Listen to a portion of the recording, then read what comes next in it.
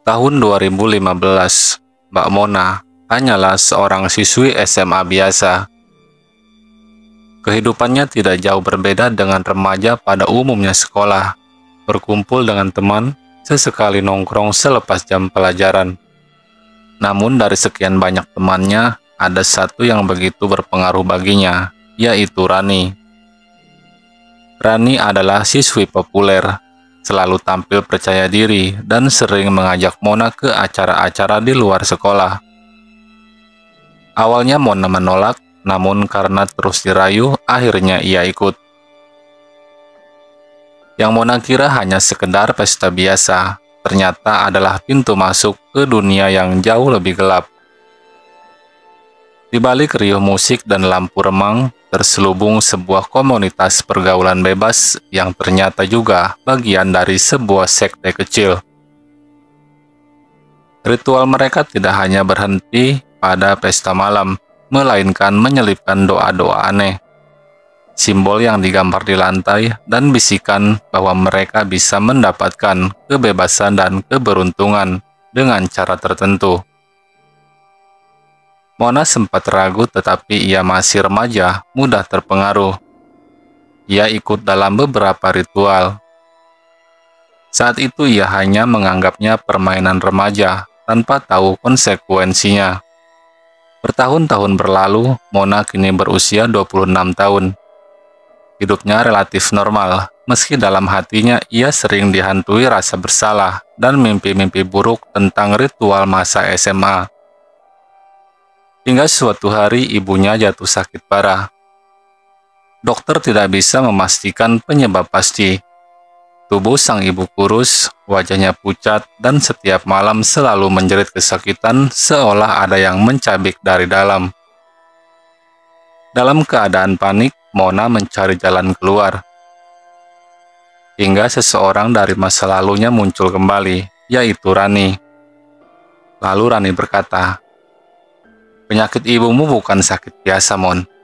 Itu akibat susuk yang pernah dipasang waktu muda. Roh penjaga susuk itu sekarang menagih. Kalau kau ingin ibumu sembuh, ada cara, tapi kau harus ikut dalam pemujaan." Hati Mona hancur, ia tidak tahu bahwa ibunya dulu memasang susuk untuk kecantikan.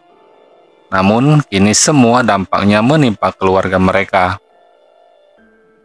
Dengan terpaksa, Mona mengikuti Rani menuju sebuah rumah tua di pinggiran kota. Di sana ia diperkenalkan dengan komunitas baru lebih gelap, lebih serius, dan lebih menyeramkan dibanding sekte remaja yang dulu. Mereka menyembah satu sosok goib yang disebut Ibu Hitam. Konon roh itu bisa menyembuhkan penyakit, memberi kekayaan, bahkan memperpanjang umur.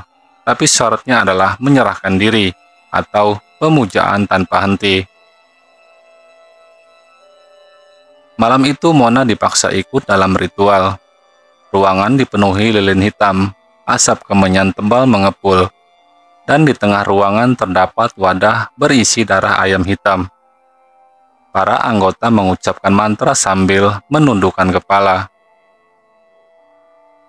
Saat Mona menutup mata, ia merasa ada sesuatu merayap di tubuhnya. Napasnya sesak, dan di telinganya terdengar bisikan, "Kalau kau ingin ibumu hidup, kau harus menjadi milikku." Sontak Mona ketakutan, tapi wajah ibunya yang terbaring sakit terus terbayang. Ia berteriak, menangis, dan akhirnya ikut mengucapkan sumpah. Benar saja, esok harinya kondisi ibunya membaik. Demamnya turun, tubuhnya perlahan kembali bertenaga.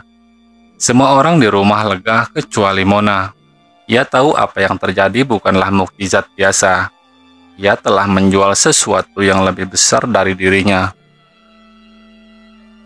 Sejak saat itu Mona mulai dihantui. Setiap malam ia melihat sosok perempuan hitam tanpa wajah berdiri di sudut kamar.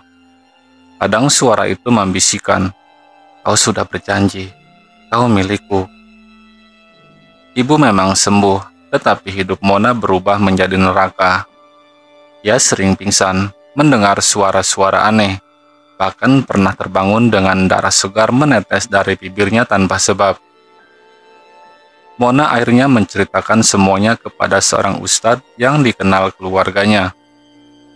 Dengan gemetar, ia mengaku bahwa sejak remaja, ia pernah terjerat dalam sekte, dan kini kembali masuk ke dalam jeratan yang lebih besar demi menyelamatkan ibunya.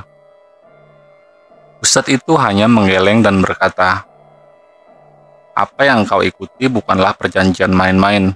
Mereka menjadikanmu tumbal hidup.